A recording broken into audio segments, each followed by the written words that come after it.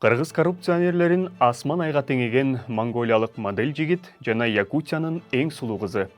Соц түйүндө бийлик жакшы, ал эми иликтөөчү журналисттер жаман деген пикирди жайылтууга жанталашкан жүздөгөн колдонуучулар. Булардын бардыгы фейктер, үгүттүн кичинекей перилери.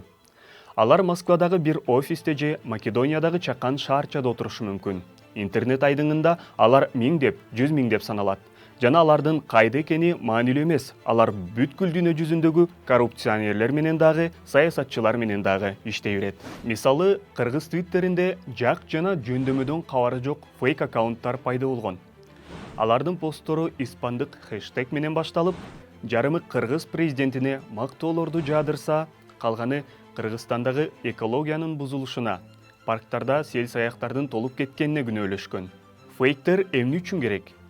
Жасалма атактуулукту көрсөтүүгө, көңүл борборундагы маалыматтарды жайылтууга жана конструктивдүү сынды көтөрө албаган атка минерлерди тонналаган жасалма мактоолор менен коргоо үчүн керек.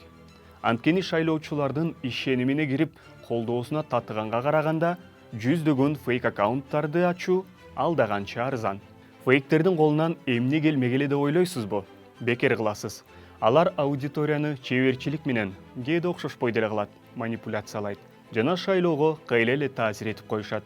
Ал тургай акылга сыйбаганы менен эл арасында популярдуулукка ээ болгон кутум теорияларды жайып жиберүүгө жөндөмдүү. Мисалы, АКШда фейктер менен кутум теориялар пиццериядагы ок атышууга себепкер болгон.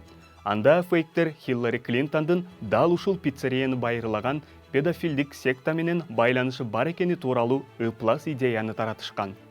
Фейктер мүмкүн болгон бардык маалымат аянтчаларын колдонушат.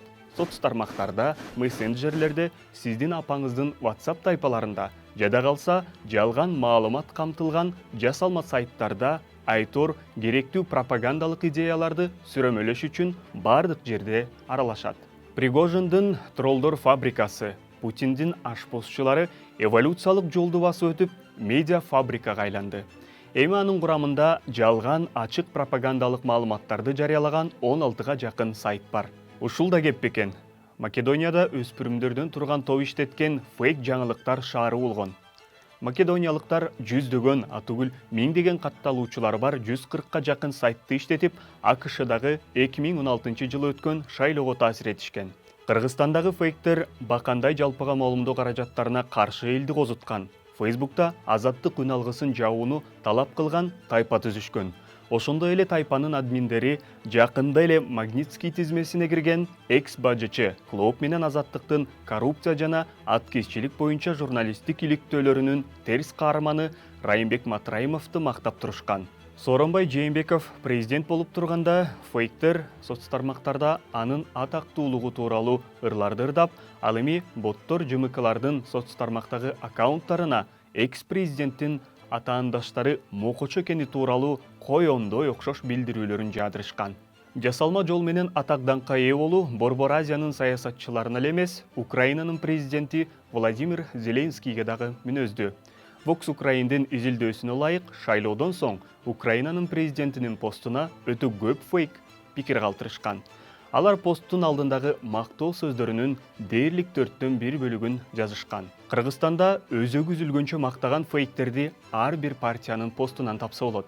Ал эми украиндык иликтөөчүлөрдүн тажрыйбасы далилдегендей, ал жерде деле фейктер кимге болбосун иштеп беришет. Керек болсо, реформачыл саясатчыларга деле кызмат көрсөтөт. Жасалма чуу жаратуу менен бул саясатчы баары бир утушка ээ болот. Башкасына добуш бергенде эмне деген ишенимди эл арасында оңой эле сиңирүүгө болот. Конституциянын реформасы баары бир өтөт. Карачы, канча адам колдоп жатат. Балким жакшы эле мыйзамдыр. Саягы курулуш компаниясы бардык оюн аянтчаларына имарат куруп салса дагы жаман эместир. Карачы, канча жактоочусу бар. Facebook шайлоого таасир этүүгө аракеттенген фейктерди өчүрүү үчүн көп күч жумшады. Жаңы фейктер дайыма пайда болуп турат. Бул чексиз процесс. Өткөн жылы компания Борбор Азиядагы фейктерге көңүл бурган. Соц тармак жүздөгөн кыргыз жана казак фейктерин өчүргөнү тууралуу кабарлаган. Депутаттар өздөрүнө жагымсыз фактыларын бетин жабууга жана цензура үчүн колдонууга ылайыкташкан фейктерге каршы мыйзамын ойлоп таба албай жатканда, биз Клоук жана Кыргызстандын башка медиа уюмдары фейктер менен күн сайын күрөшүп келебиз.